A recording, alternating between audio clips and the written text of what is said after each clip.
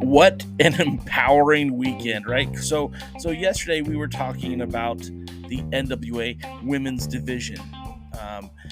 Just the news broke yesterday. Dave Marquez has introduced the United Wrestling Network Women's Championship.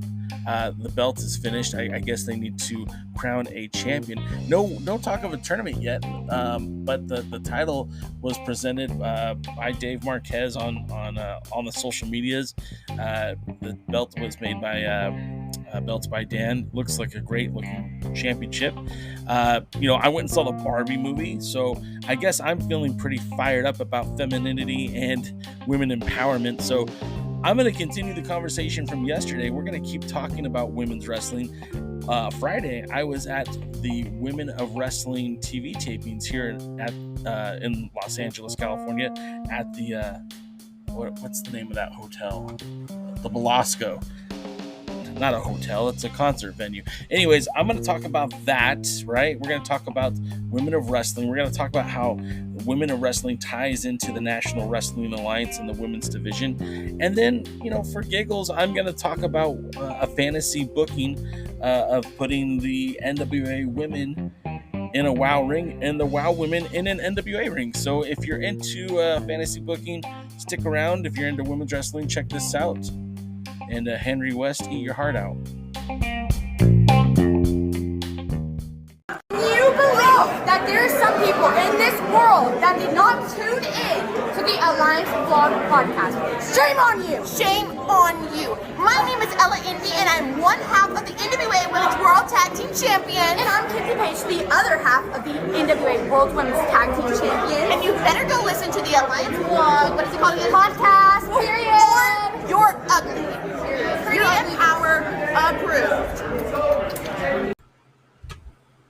All right, if I can be serious for a moment, all apologies, Landstorm.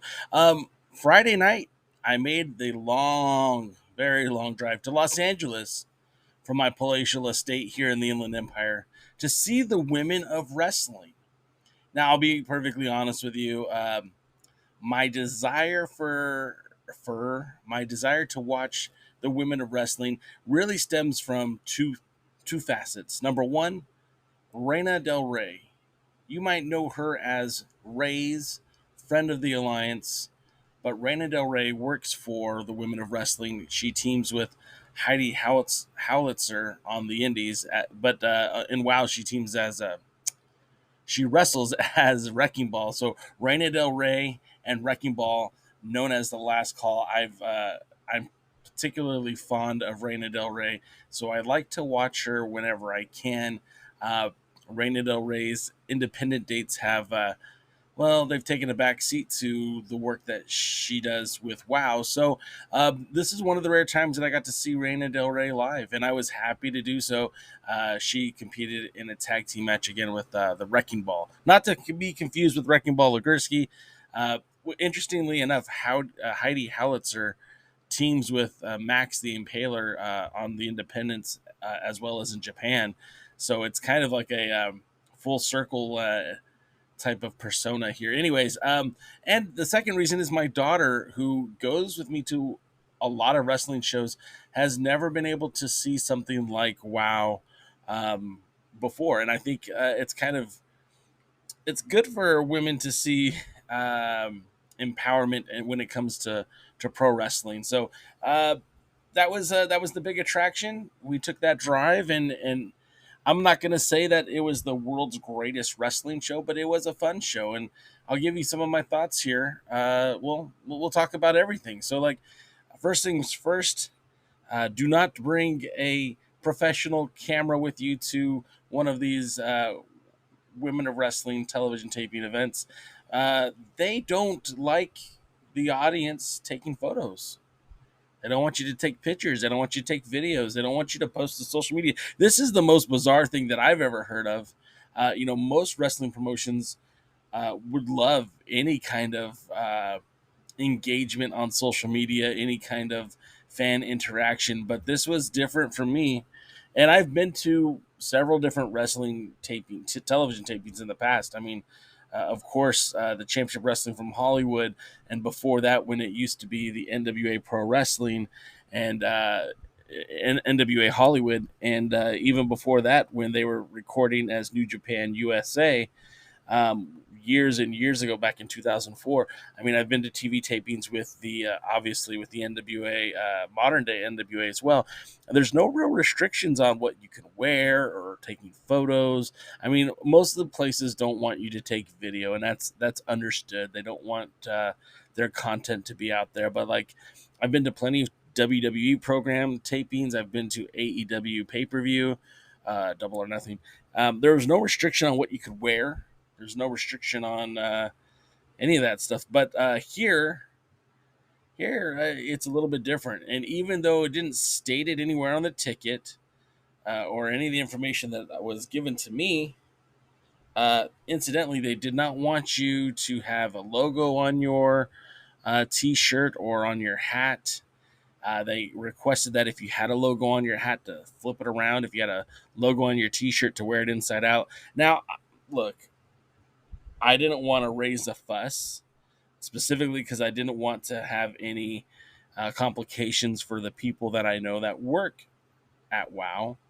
So I was compliant with my hat. I turned it around so you won't see your boy J Cal's Alliance logo hat. However, I kept the T-shirt on, and I didn't. No one confronted me about it. No one enforced it. But I kept the T-shirt on because, well, it's a Lucha Libre mask with the Alliance blog written above it. I'm not going to hurt any endorsement deals, and I wasn't there to spoil any of the action. So, but I just didn't really appreciate the this.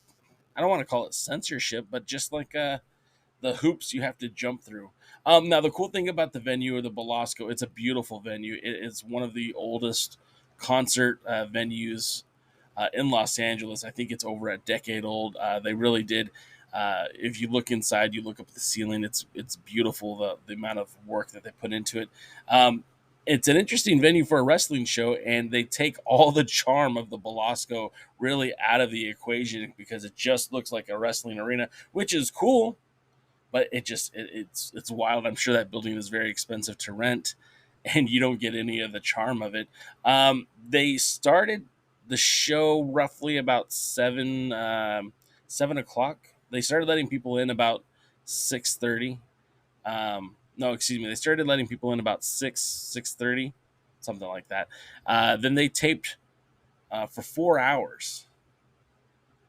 So they did 4 shows in one day, which, I mean, that's not unheard of. I mean, the NWA kind of does a similar taping schedule, but that was 16 matches in one day over the course of 3 days, which means they probably filmed up to 48 matches and what essentially is like about 12 episodes. So maybe the entire season, maybe this fall season of WoW. They probably filmed. So I don't want to give spoilers. I won't break any news here, but I will give my thoughts on the wrestling and all that stuff. But getting back to the venue, like, thankfully it had a fully loaded bar. There were snacks, cocktails, water, soda. They had merchandise. So, I mean, if you're planning to ever come to one of these events, these tapings, get there early. Their seating is limited. There were only a very limited number of seats, and for the $40 general admission price, you might be standing for 4 hours like your boy Jay was. But other than that, I mean, let's talk about WoW, right? Because WoW launched back in 2000. David McLean is kind of like the founder of WoW. He also was the one who introduced us to Glow back in the 80s. In fact, I would say that WoW is like the lineal successor to Glow, in that the program is wrestling based, but unlike some of the more prominently known American wrestling companies, there's just such a greater emphasis on the gimmick, on the show of the wrestling, as opposed to the actual wrestling in the ring. Some of the stars. Oh, and then also I would be remiss if I didn't mention that Jeannie Buss, the co-owner of the Lakers, is the one who owns WoW, which is if you're not familiar with the NBA, the Lakers are a pretty good franchise, and her family has made a fortune owning the Lakers. So it's kind of cool that she has this side project. And again, I think it's still run by David McClain. The stars from the past, I mean, years and years ago, some of the talents that were involved, I think, have moved on from wrestling.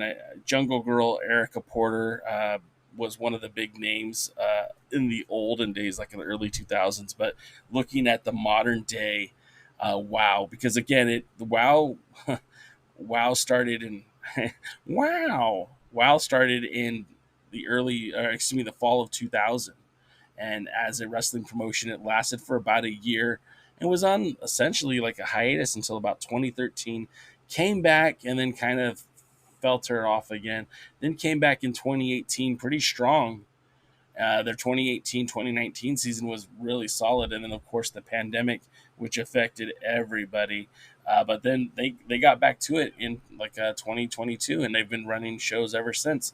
But some of the stars from the past that have quite a bit of name value in the world of professional wrestling. Tessa Blanchard is a former WoW champion. In fact, she joined WoW after leaving Impact. A lot of people thought of that was going to be like a rehabilitation assignment for Tessa Blanchard, that she would carry this company on her back, which, I mean, she had all the tools to do so. However, I feel like there might have been some questionable character development. I don't know exactly. I don't know why the relationship broke off, but it broke off rather quick. And I know that they had pinned a lot of potential futures with Tessa Blanchard, and that didn't happen. Other talent that you're very well aware of, AEW's Thunder Rosa, of course, the former NWA Women's World Champion. She wrestled for WoW as Serpentine, and before that, Cobra Moon, which was her persona from the Lucha Underground gimmick. Thunder Rosa's tag team partner, Holly Dead, also works for the company on and off. She was there last season, so I would imagine she'll be a part of this season as well. Kiera Hogan formerly wrestled for them. Kiera Hogan had spent some time with Impact, with the AEW, was around the NWA for quite a bit back in that 2022 effort, but we haven't seen her in a while. I think she's kind of exclusive to AEW Ring of Honor now. She wrestled as Fire. Impact Giselle Shaw wrestled for Women of Wrestling as Reina Reyes, not to be confused with Reina Del Rey. And then NXT's Nikita Lyons. I know that's a big favorite for some of you guys out there. She wrestled as Faith the Lioness back in 2018, 2019. Some of the current talents, some of these ladies I've never seen before, but some of them I'm quite familiar with. One of their homegrown talents is the Beast. And the best way I could describe the Beast is basically like a gender swap cosplay of Monty Brown. She just exudes charisma, confidence. She's powerful. She has a lot of explosiveness in her offense. She definitely lives up to the hype in her name. But to be honest, I don't know that she's wrestled outside of WoW, and if she has, I don't know who for. But there's a lot of talent that on that roster that have worked in the Indies, especially like the SoCal talent. Although I'm very familiar with the SoCal, Southern California independent scene. Delilah Doom is featured on the show. I don't know what her gimmick name was on the show, but I know it wasn't Delilah Doom, and she was basically doing the same gimmick as the 80s fitness instructor. She would tell the crowd, "You can't sweat with me," which I thought was weird and funny at the same time. Princess Aussie was working with Championship Wrestling from Hollywood as CC Chanel before signing with WoW. I think she even made a few appearances for the Memphis Championship Wrestling. She also had one match against Camille on an episode of Primetime Live. Well, actually, her match was a dark match, so it never aired on Primetime Live. It actually aired on NWA programming during the pandemic.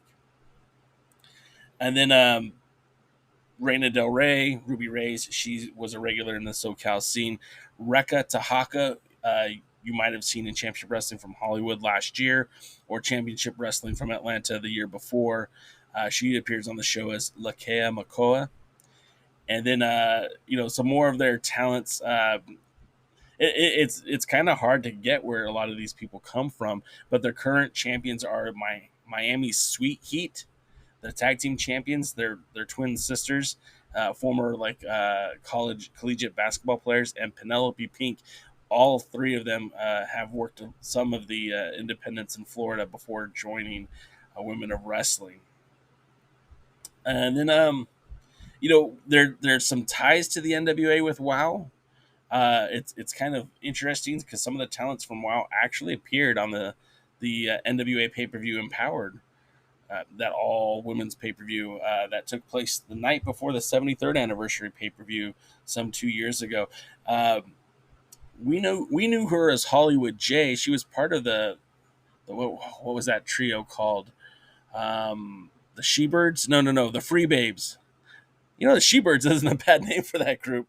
It was Holly J. It was Bam Bam Gordy's daughter. I can't think of her name right now. And yeah, anyways, so she had appeared at Empire, but she actually didn't get to wrestle. She was they used the Freebird rule, and she was the odd man out or odd woman out, I guess. And then also, WoW has a competitor by the name of Tormenta, who's known on the independents of Mexico and AAA as Chick Tormenta. She also appeared at Empowered and is also a regular for the AAA wrestling promotion and a lot of the Mexican independents. So there's some ties to the NWA, and that's not even that's only the start of it, right? Because there's a direct lineage of NWA World Women's Champions that spill directly into the Women of Wrestling, and I'm going back to like 1990, I think 4. Could be wrong on that, but Malia Hosaka is a former NWA Women's World Champion.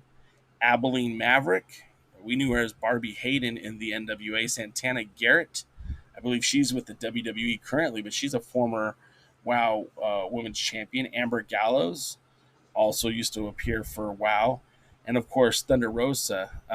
The first 5 names I mentioned, Malia, Barbie, Santana Garrett, and Amber Gallows, 4 names, all appeared in WoW after they had won the Women's World Champion. Thunder Rosa is really the only one who went the opposite direction and went to the NWA after her time with WoW, winning the NWA Women's Championship before ultimately becoming the AEW Women's World Champion last year. Some of the other names that might be familiar to the NWA would be Chantilly Chella, who on the Indies wrestles as Ray Lynn. Ray Lynn teamed with Heather Monroe to take on Blonde Force Trauma and challenged M95 recently for those women tag team titles. So, I mean, that's kind of some background on WoW, and again, I think it's a very compelling show. It's not. It wouldn't be. I don't know that I'm going to add WoW to my regular roster of watching television programming. I do like the fact that my friend Reina Del Rey is there, and I do watch her matches on YouTube. I don't know if there's enough there to get me to watch each and every week, but some of the talent was very impressive. And I think when we come back, we're going to talk about some fantasy booked matches that I think would be fun. And we'll kind of, I'm going to fantasy book an NWA versus WoW pay-per-view. We'll leave it at that. So, hope you'll stick around for that, and I'll be back in just a second. Now, it's not wasted on me that I'm probably the only podcaster who is talking about a fantasy booking between WoW and the NWA. That's not wasted on me, but I also feel like there's some interesting things at play here. the fact of the matter is that there's such a connection to the past of the NWA and women's of wrestling. I really think you can monetize and capitalize on this history, as well as there are not a lot of nationally syndicated women's wrestling programs here in the United States. And this would give the opportunity for the NWA to put a bigger spotlight on its women division. And honestly, WoW has something that the NWA just doesn't have, and that's depth in the national presence, something that the NWA desperately needs. So I feel like there's a way to make this a lot of fun. I think obviously you're not going to go too heavy into the dream matches. Anything you do with WoW is going to have to be presented as a 50-50 booking at best. Nobody should walk away being the slam dunk winner of a joint effort, because number one, no brand should look worse off than the other. And number two, if it's not serendipitous for all parties, then why even do it? And if a fantasy booking were to materialize, I mean, you can always have more than one show. But I still feel like you just cannot have one side show up greater on the other side. So for that reason, this first encounter crossover, I'm not booking dream matches. I'm not booking a lot of title matches. I'm booking more introductory style of matches. And because the new season of WoW is still filming, like I said, they started Wednesday of last week. They filmed through Friday. They'll be doing more tapings at the end of August. I'm going to go with the champions who were the champions at the end of last season. That way there's no inconsistency. Obviously, this is just fantasy booking, so it doesn't really matter. But just in case when the new season starts and there's new champions, I did not want to do any spoilers or anything like that. One of the things that WoW excels at that I really feel the NWA struggles with, and that is even though the gimmicks are over the top, hokey, if you will, but they are clearly defined roles for both the faces and heels. There is no gray area. I'm not confused as to whether I should be cheering or booing for a competitor when they step out behind the curtain.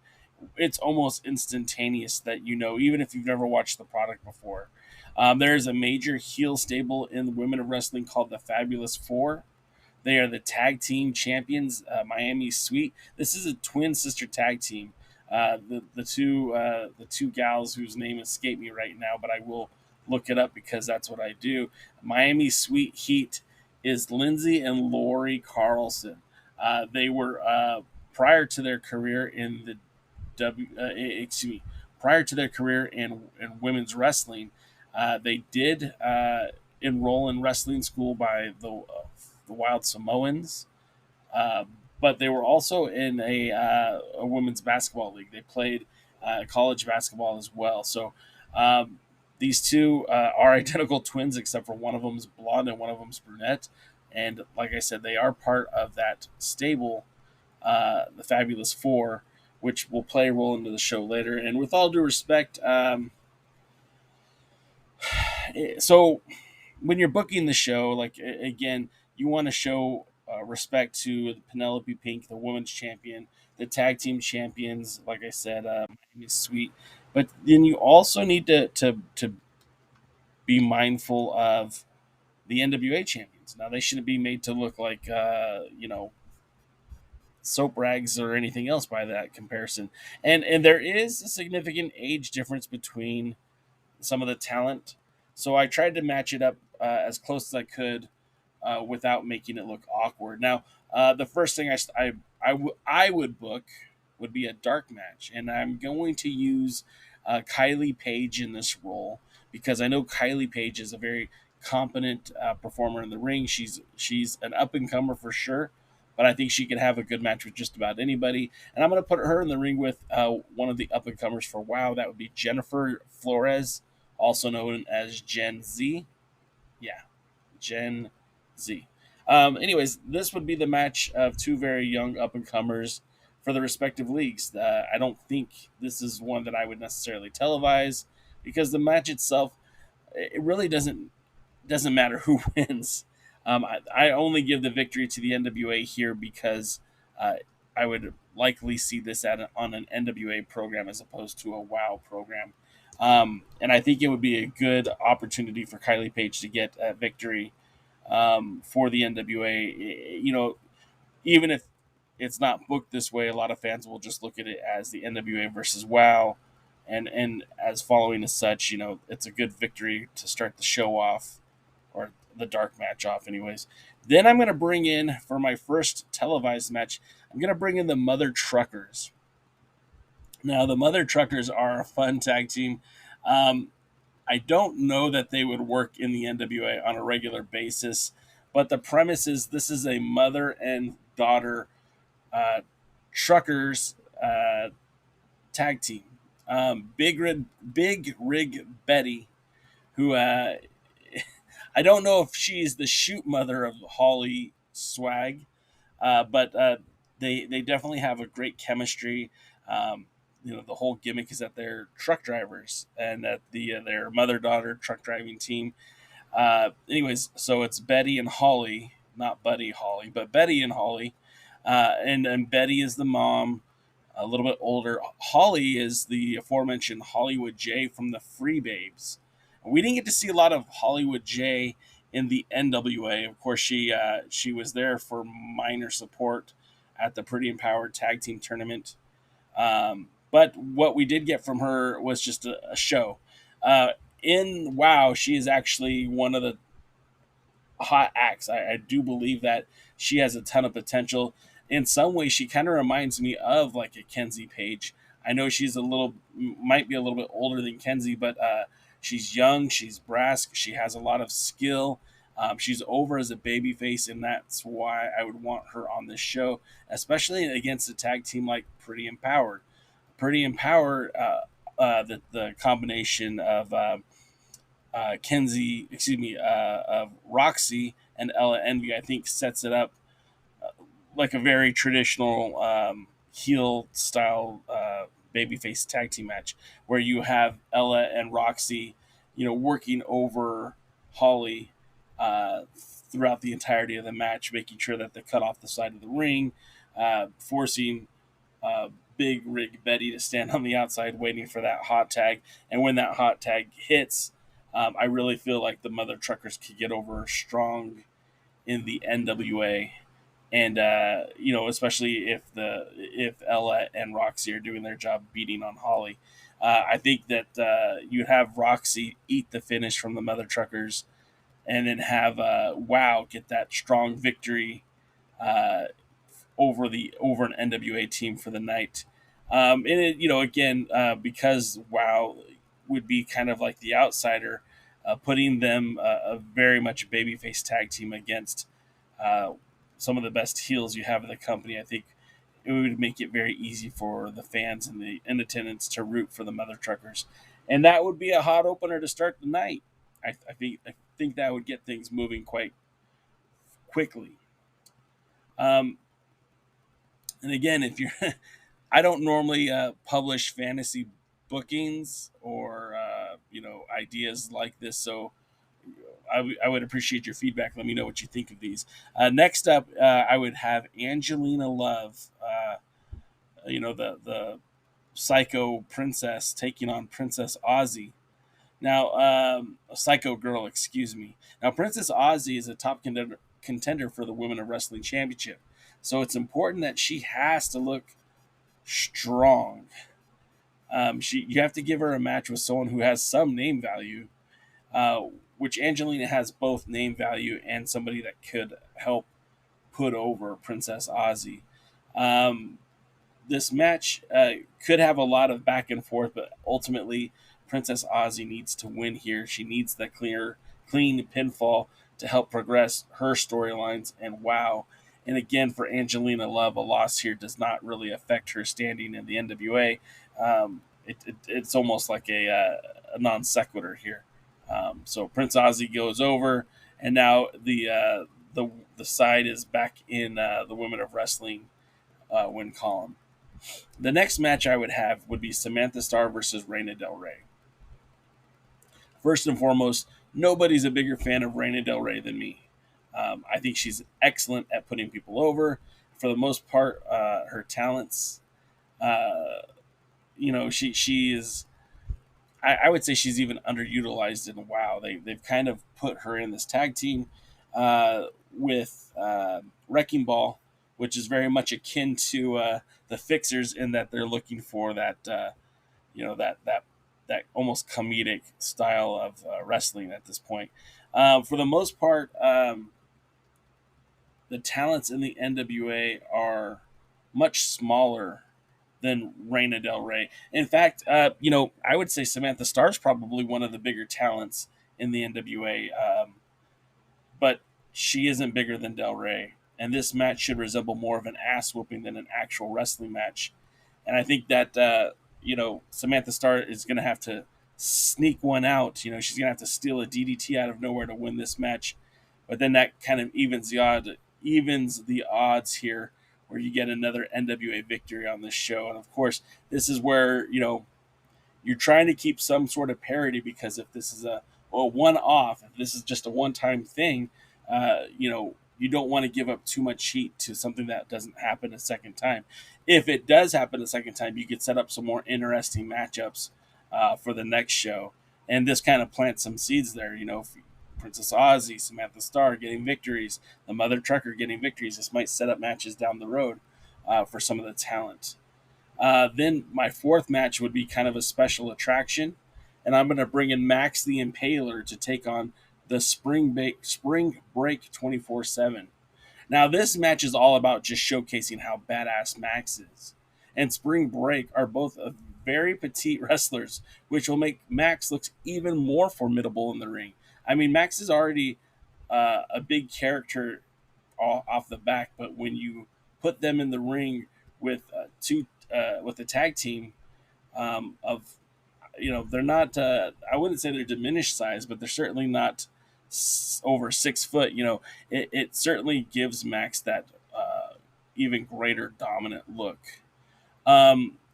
Spring Break 24/7 is Crystal Waters and Sandy Shore. Now, Waters is also Australian, but she was trained in the United States by Nox Pro. Nox Pro is the school responsible for producing AEW's Miro, was responsible for some of the early work for Sefa Fatu, who we all know as Solo in the WWE. And that's because this is Rikishi's school. So Shore has... Conversely, Shore was trained in Ohio Valley, which seemingly a lot of the WoW superstars have been training at WoW. So this is one of those matches where Max makes a quick work of these two ladies looking dominant in every single possible way. And this could, down the road, if, again, there's another showcase between WoW and the NWA, this would be one of those roles where, okay, maybe Max issues a challenge to somebody on the WoW roster, perhaps maybe the Beast, or maybe the women's world champion Penelope Pink. Which that takes us to the next match that I would have, and this would be the one and only title match I would have on the show, and it's going to be the aforementioned Beast taking on Kenzie Page. Now, this isn't exactly feeding the sacrificial lamb to the lion, but it is going to make for some interesting time for the NWA and for WoW, because the way I would set this up is you use this opportunity to create a transition from Kenzie Page to whomever the next women's world champion is going to be. Excuse me, the women's television champion is going to be. Because I feel like Kenzie is so hot right now that I feel like she's almost unbeatable, and I don't see her being the one to take the Burke off of Camille just yet. I don't want to see Kenzie be the one to take the belt off of Camille. So this is kind of this would be a stall tactic, and I think if you get the television title off of Kenzie, you could afford her more opportunity for maybe on the next show to challenge for the tag titles with Ella Envy, or maybe a rematch for the next show. And when it comes to the Beast, like I said earlier on the podcast, she is so similar to Monty Brown, the alpha male that we all knew from Impact, that I dig her a lot. And I think she would fit in to the NWA very much. I don't know if the NWA is ready to offer her a spot or a contract or anything else, but I think having her win the title creates a lot of controversy, would make people want to tune in, because this is the kind of show that doesn't, you wouldn't think a title would change hands. I guess swerving people to actually come and watch it. And then, if it does pan out that the NWA or WoW do not want to do another joint show together, then it would be just as simple as having that agreement in place that either the Beast will come to the NWA and to drop the title out to somebody else, or one of the NWA wrestlers could pick that up, uh, at a WoW taping, a dark match or something. That takes me to my semi main event for the night, and that's going to be Natalia Markova versus Genesis. Now, Natalia Markova is also one of these wrestlers within the NWA who's as hot as can be. I don't know how much more you could stay relevant and keep losing to Camille. And that's unfortunate for Markova, because that seems to be the place where she's at right now. So in order to make a good victory for Markova, we're going to put her in a match with somebody who could probably match her strikes. In fact, Genesis is a member of the group Exile. The group was kind of founded by, I forgot her name. Former NWA Women's World Champion. It's coming to me. Malia Hosaka. I hope I'm saying that right. Malia Hosaka. I think I'm saying that right.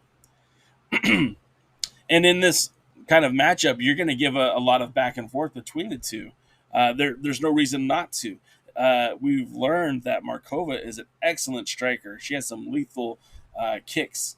And I feel like a match between her and Genesis, her gimmick is kind of like a shoot fighter and a weapons expert. I think this would make for a lot of fun wrestling right here.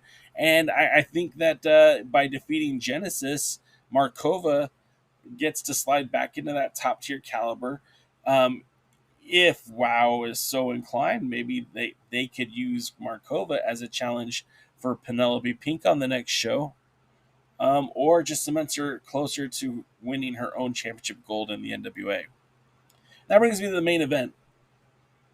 Now, like I said, there wasn't going to be a lot of title matches on the card, and that's for a good reason, because I want to put M95, the NWA Women Tag Team Champions, in the ring with Camille to take on the Fab Four, well, three of the four. The Fab Four, like I said earlier, are the reigning champions of WoW, managed by Lana Starr, who is a former champion in her own right. You have Penelope Pink and Miami Sweet Heat. So we spoke a little bit about those two earlier. The women of wrestling tend to be a tad bit older than the women in the NWA. So I don't want to embarrass anybody. This isn't you don't take this opportunity to make the other league look bad. This is all about making everyone look better. And I think when you have the champions squaring off, without risking titles, it allows to match the flow a little bit better. And because there are 4 members of the Fab Four, including Lana Starr, that makes it really 5. Vicky Lynn McCoy, the 4th member of the Fab Four, can come out to interfere on behalf of the other Fabs. This sets up a schmoz at the end of the match, so you don't have a clear-cut winner. And then you could have Camille come out and just lay everybody out. Maybe you could have the entire locker room empty out. It depends on what they want to do, if this ever came to fruition. Again, it's fantasy booking, so who knows? But I feel like with the opportunity to grow both brands, again, the NWA does not have a national audience. It's on YouTube, but that's not the same as having your own Pluto network and also being featured on Viacom programming, I believe CBS. Here locally, it's on our KCAL 9, which is like a CBS affiliate. But I think this would be make it for a great opportunity to grow that the women's division and see something special, see something new out of the NWA. What are your thoughts? Leave me a comment. Let me know.